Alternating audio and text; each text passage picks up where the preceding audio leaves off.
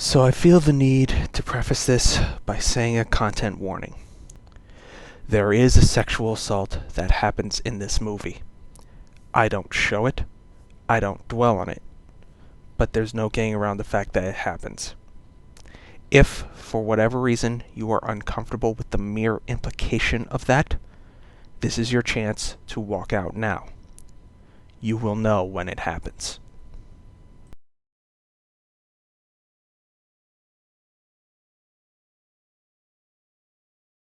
I've been lurking in the transformation community for over 15 years now. Jesus Christ. I've gone over several ways to introduce this fact, but I feel just going direct is the best way to go about it. Believe it or not, I did not get into this through the usual suspects. Random at One Half, Animorphs, shows like that, or classic episodes like Snake Jasmine from the Aladdin TV show. I got my start down this rabbit hole with SpongeBob SquarePants. It wasn't the first time I watched it. In fact, I want to say I had seen that episode 5 times by that point. But I was a teenage Gary, flipped a switch in my head, and I've been the weirdo that I am ever since. It's also taken me literally about as long as I've been lurking for me to get to a point of acceptance that I can willingly come out with this, because I do not have the balls to interact about this aside from very close friends. For the love of God, do not at me about this. I'm going to ignore you in terror. I give you this incriminating evidence because I want you to understand that I'm not just some jackass here saying, "Hey, look at this weird stuff I found on the internets." I'm not on the outside looking in. I've been inside so long that the bouncer is getting ready to kick me out because last call was called 3 hours ago. Now, while I may have diversified in my tastes since then, there is a form of transformation, or TF, I keep coming back to again and again, and that would be gender transformation, otherwise shortened as TG in the West, short for transgender, and TSF in the East, short for transsexual fiction. Yeah, you heard me say this was called transgender. A lot of the shorthand is also used in the LGBT community as well, which makes it hilarious when these two communities collide for a person that knows one and not the other. You will not be surprised to hear that a considerable proportion of the community are themselves trans, which has got to be awkward considering the not insignificant proportion of the community that are in it for the sexy. Anyway, it's this background that brings me to how I found this movie. See, before Kickstarter was really a thing, I remember a news post on one of the sites I frequented that they were fundraising for a movie that was going to be directed by a prominent figure of the community, Miss Mako. Then just Mako. Not that one. This was in the days before I had a job, so I didn't throw any money in to help. But I kept an eye on the development and release schedule, excited for when the movie would come out. When I finally got the cash for it, I bought a copy of it, and I'll be honest, I'm still glad I did. If, somehow, Miss Mako finds this, I want her to know that I enjoyed your movie, to a specific point at least, and love your work. Thank you for bringing it to us. However, there is a lot to unpack, and I always knew that if I became a media ranter, I was destined to talk about this. So with that background out of the way, this is Paradoxalis. I suppose I should mention the elephant in the room before I get to the plot. I actually own a physical disc copy of this movie, and it runs just fine. This is actually my Xbone running it right now. But when I put it into my computer to try to get the movie ripped off it, it doesn't even recognize that I've put a disc in. I even bought an external DVD drive and still no luck. Lucky for me, this movie was at one point freely available on YouTube, though it doesn't look like it was official considering it's now been taken down. But that is how I'm using all of the footage that I'm currently using. As such, if the quality sucks, that's why. Not much I can really do about it. So our story begins with a tech scroll setting up the world. Pollution in the water, war for resources, you've heard all this before. Our main cast is a space crew sent to Europa, the moon at Jupiter, to get more water for the Earth. Okay, let's see. Carry the 21, divide the Q, square the circle. Yeah, if you want to increase the easily available water on Earth by just 10%, and assuming a cylinder with a height 10 times the radius would have to be nearly 7 kilometers. There's a lot of science and sci-fi to cover if I explain much further, so let's just skip over all that and continue with the setup. Too bad you couldn't bring along a ladyfish. Huh? Oh, come on, O'Byrne, even you're not that naive. No. They'd kill each other if I dropped a girl in there. Heed the unsubtle foreshadowing. So we have Jim, the captain, Frank, the token religious person, Alex, the wannabe Casanova, and Kat, the dead one. Oh, and Red, the ship's AI. So the pumping is ahead of schedule, and it's decided to get the hell off this ice ball early, having to throw away the re-entry chutes due to the captain's impatience. I'll come back to the characters once we get our proper cast. I'm gonna go see what Alice wants before we saddle up. Alice is Jim's wife. I'm bringing her up now because it'll be important later. So, before going into stasis for the trip home, the characters sans Alex each get a pre-recorded transmission from someone important to them. The most important to the plot being the unsubtle foreshadowing from Frank's mom, who reads Matthew 8:23 and then Genesis 3:16 despite saying she was going to read from Matthew 8:23 to 27. Also, why? I get the Matthew verses. Those are about Jesus saving a boat from a storm. But the Genesis one is... I will greatly multiply thy sorrow and thy conception. In sorrow thou shalt bring forth children, and that desire shall be to thy husband. Why are you reading this to your son? What does this have to do with anything? Anyway, they come out of stasis into an asteroid field, and Kat dies. As they're trying to parse out what the hell happened, they stumble upon this rocky paradise, and they realize that they were too late. On top of this, Jim is stripped of his rank by Red due to, among other things, his impatience nearly screwing the mission. Under Article 17, the acting captain is under too much duress to make sound judgment, and therefore must be relieved of duty. You can't relieve me on a technicality. You endangered the lives of the crew and jeopardized the mission. Bullshit! Warning, multiple hull thrusters are not responding, unable to reach required altitude. She's carrying too much baggage. Recommend shutdown to avoid core meltdown. Negative, Red. Not staying here any longer than I have to. Jim's rank is then passed on to Alex. After this point, you can forget Red exists, because she does dick all. So this shit has gone belly up in the worst way possible, so let's get to those characters. One of the things I think the movie does very well is characterization. The characters aren't extremely deep, but they are fleshed out. Jim is shown to be a man whose own character flaws are haunting him, and he knows it. Frank is struggling to understand the situation, the odd man out amongst the crew, but with a vicious side when pressed. There is no God.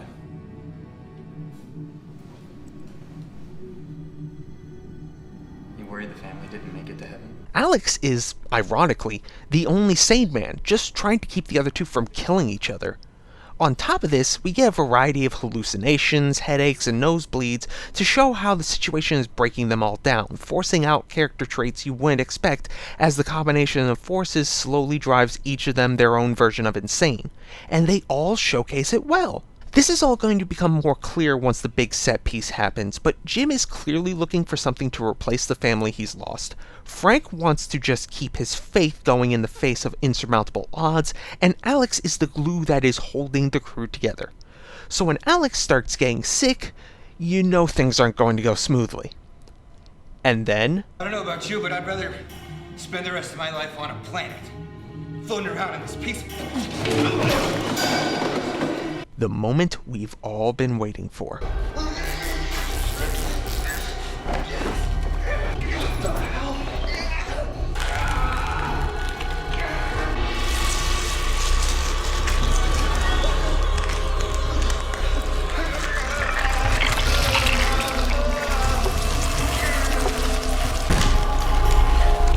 He's gonna rip his face off!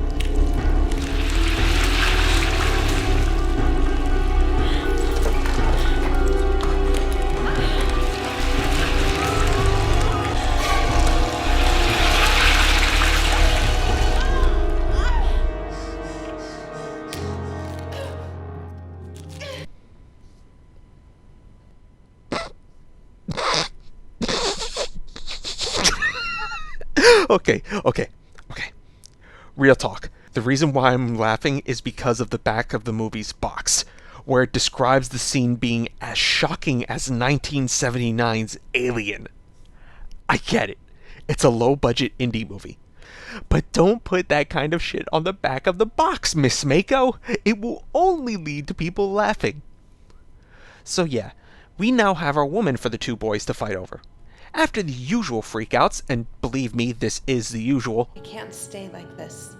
We're trying to understand. Look at me! Jesus, put those things away. You trying to get me age-gated? Anyway, it takes a little while for Alex to come to terms with the transformation, and now the real mental breakdowns begin. So remember how I said Jim was looking for something to replace his family? Yeah, he latches onto Alex now that Alex is a girl, and even slips up and calls them Alice. Frank, meanwhile, sees this as a miracle from God, and slowly becomes convinced that he is his new prophet now that they are all alone, and Alex is meant to be his angel. His words, not mine. I am the prophet! She is my angel! I just saved us about 45 minutes, yeah. And it takes us that long because the movie really takes its time to show the characters spiraling out of step, and I use that as a compliment. Meanwhile, Alex is going to show us that the mind is a plaything of the body and slowly embrace their new femininity, being helped by... Welp. So yeah, if you haven't guessed by now, this movie is going to take a turn. Every time I see this particular scene, there are words that echo in my head. Abandon all hope, ye who enter here. See, you think I'm exaggerating, but you don't know what's going to happen next. I do. So, plot stuff. The decision is made by Alex to chart a course for the nearest solar system, gambling that they'll find a habitable world. Before they can do that, though, there are repairs that must be made. Why haven't you two done any repairs yet? Well, we've been a bit busy. Yeah, that's an understatement. With that done, they set off. Because Jim and Alex are currently in the idea that they can reverse this, shame that the plot is 3-law compliant. They don't immediately go into stasis, thereby allowing Jim and Alex's romance to blossom and Frank's megalomania to grow. Well, as long as we're still here, let's talk about the Alice thing. Because 1.5 characters are named Alice, Miss Mako decided to be cheeky and include all sorts of Alice in Wonderland's references in it.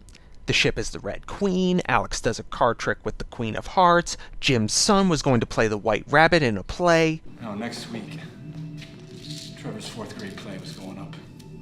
Alice in Wonderland. He's the White Rabbit. The problem is, the movie doesn't do anything with this. There's a lot to play with when it comes to Alice allusions, but it all amounts to surface-level references. I will be the first to say I might be missing a deeper, more complex symbolism, but I am trying to rack my brain for something, and it's just not happening. Speaking of Alice, you've probably noticed by now that I've been referring to female Alex as Alex and not Alice. That's because they haven't completed the mental transition yet, so they're still operating like the brash joker they were at the start of the movie. As the movie goes on, Alice slips further and further out, and Alex just quietly fades away. I'm changing, Jim. I can feel it. What do you mean? Whatever changed me on the outside is changing me on the inside, too. Don't tell me you haven't noticed. It's not really identity death, because it's not like new memories or something take hold, but it's clear that there's a personality transition at play. Again, this is all part of the breakdowns that the entire crew is going through, turning them each into completely different characters by the end of the movie. This does, however, turn Alex into the damsel in distress, which... make of that what you will. Anyway, while Jim is trying to woo Alex, becoming Alice... It's just... I love listening to you read. Really? Yeah. Your voice is... it's so soothing. Please, sit down. Frank is seen building something in the lab, but we don't know what it is yet. Also, protandry. You know, the fish thing where a male becomes a female. Anyway, this is basically the point where we realize that Jim has lost it. Frank was already gone, and Alice is hanging by a thread. It's actually getting to the point that Jim's forgetting his own wife. Who took this picture?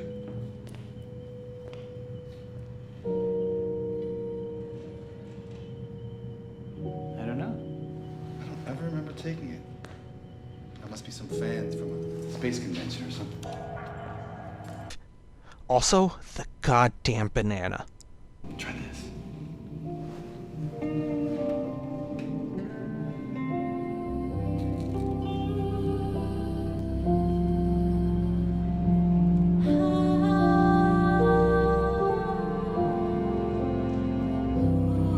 Miss Mako, you are making it so hard to defend this movie right now. Let's see, we're an hour and a half in, so we must be approaching the culmination. There is a reason I did not pick a specific word. Turns out the thing Frank was making was a collar, which he fastens around Alice's neck, revealing it to be a shock collar. And here's where the movie gets rough, people. So, after Jim finds out, the two resolve to try and beat Frank and get the collar off her, but not before making out. The reason they don't just break it off is because, well...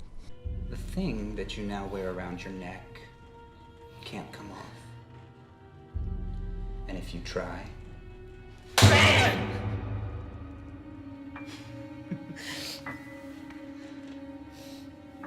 This thing has a range of 1 to 200 volts.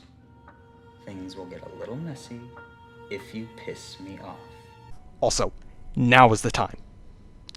You just got assaulted and threatened to be killed if you aren't made up for Frank, and now is the time to have sex. You aren't worried that he might walk in at any moment, see you two doing the deed, and decide to pop your head like a balloon. Well, Jim is, and that's probably the only reason the sex doesn't happen. Jim hides Alice and rushes to confront Frank, but unfortunately for them, Frank is one step ahead of them, and if Jim doesn't want Alice to die, he has to put on a collar of his own. I love you. Oh man, this is looking pretty dire. I don't know how they're gonna get out of this one. Maybe...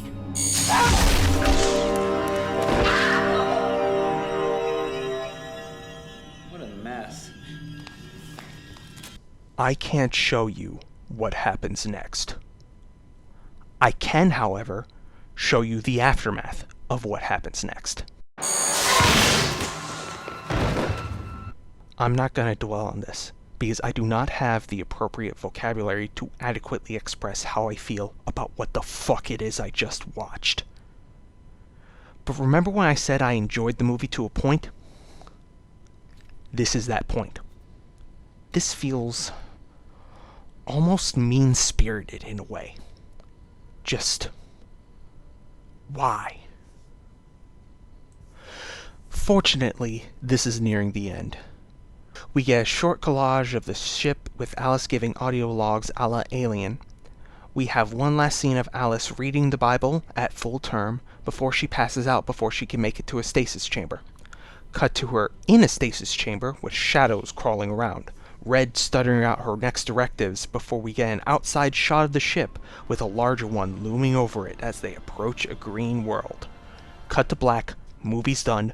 I'd make a joke about the alien plot twist, but after what just happened, now's not the time. Wow. Okay. How do I summarize this? Well, let me start with my hypothesis about this movie.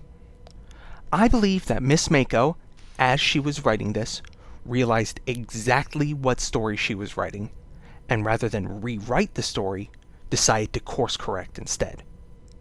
That's the only way I can explain the setup of Jim and Alice, only for the movie to violently turn away at the last minute. But, before that point, it's pretty fun. The movie is self-aware enough that there are little Easter eggs that you'd only get if you were in the community already, and the idea of mixing such a sudden change with the psychological breakdowns being alone in space can bring really works. This movie works as a psychological thriller, and when you approach it in that context, it becomes a really fun movie. It's just... once the collar goes on Jim, the movie stops being fun. I'm not a fan of bad ends, so that doesn't help. But Jesus. And now to address the other elephant in the room. The implications of this plot. Well, to summarize it in a sentence, you have two guys fighting each other over the right to get a girl pregnant. That kind of subtext is mortifying on several levels. But if this is the worst you've ever seen, you must be new here. Yeah, that bar is lower than you can imagine in my experience. And plus, to me, this doesn't read as Miss Mako trying to say this is how things should be. This reads as the natural progression of the plot elements we are given to start with: extinction of the human race, and suddenly woman. Context is important here, and if you approach it under the context I've given... Yeah, the subtext is still awful, I'll admit. Oh, and then there's the forcible, non-consensual transformation of a person into another being. Well, what is there to talk about? No, I'm actually serious. It's very easy to look at the non-con part of this and just say that's offensive. I, however, don't really start seeing offense until you explicitly refer to it as a punishment. And sure, we have a little bit of dramatic irony with the Casanova being turned into a girl, but it's never seen as a punishment to him by any of the cast, more of a weird quirk of fate. Realistically, any one of the three could have been turned into the girl. Alex just happened to be chosen. So once we've untangled that web, really, what is there to talk about? Maybe I'm missing something because I'm basically desensitized to it. Non-con often comes with the territory after all. But outside of the immediate reaction, there's nothing to be said about what happened. Now, there's one last thing I need to address, because it is a worrisome thought in my mind, and I think maybe voicing it to the ether might help quell it. Am I going easy on this movie? On the one hand, I do actually like the movie, right up until the point. On the other, I don't feel I can rightly recommend the movie unless you're already into the themes it explores, identity and sex largely. And I think I do have an answer to that question. I probably am, but not for the reason you think. I'm not being nice because I'm a fan of the subject matter or the director, but because this kind of story is rare. Usually, when themes of gender transformation come up, it's played for comedy. Or in my experience, porn. But Paradox Alice is the rare movie that plays this subject for dramatic purposes. This isn't a fish-out-of-water comedy, but a thriller. It's a rare story, and I want to see more people take that kind of tone with this subject. Hopefully as this goes on, I'll see more like it. This is Maniak Kid 25, signing out. Aw, crap, I just realized I set myself up to talk about the assignment, didn't I? Fuck.